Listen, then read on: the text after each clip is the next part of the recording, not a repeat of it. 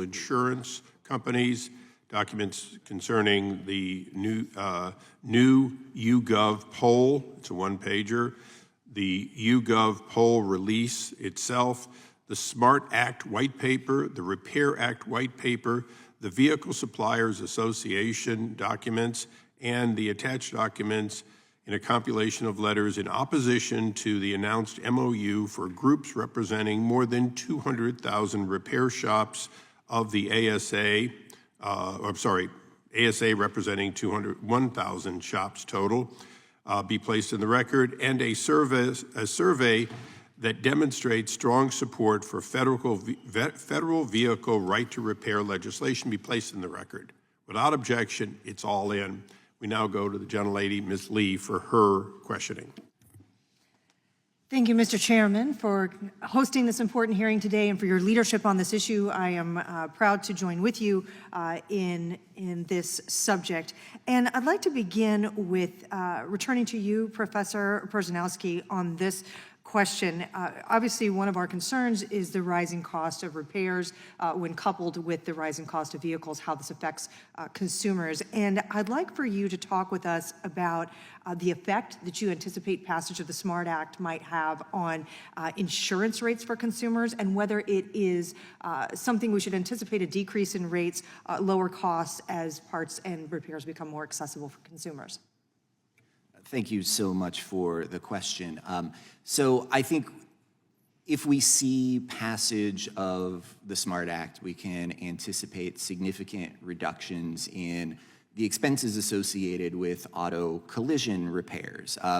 Estimates are that design patents on collision parts are responsible for about $1.5 billion in additional expenditures. We see price premiums on OEM parts over third-party parts often reaching into like the 40% range, right? So these are pretty significant cost savings associated with that. Part of this problem, I think, does relate back to the kind of unique structure of this market. Most consumers are not paying out of pocket for collision repairs. Those costs are being covered by their auto insurance provider, and so the consumer doesn't see that I'm pulling this from memory, so don't hold me to this figure, but the side view mirror of a Ford Fiesta costing $1,500. That's not something that the consumer is confronted with, right? So this goes back to the question of notice.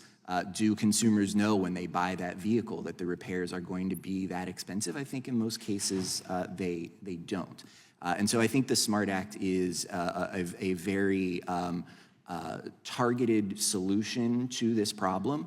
I do think it's important to note that the design patent issue for replacement parts is not limited to the automotive industry. I think it's the most, I think that's the area where the problem is most pressing, but home appliances, consumer electronics, we see companies getting design patents on replacement water filters for refrigerators so that they can charge 3 times as much when the little light comes on your fridge to tell you that your water might not be as clean as you want it to be. So I think we have to think about that problem across a range of industries, but the automotive industry, I think, is absolutely the right place to start. All right. And staying with the automotive industry and the concept of the SMART Act, would passage of the SMART Act, in your view, promote entry into the repair market of more mom and pop or independent shops? And if so, how would that advantage the end consumer?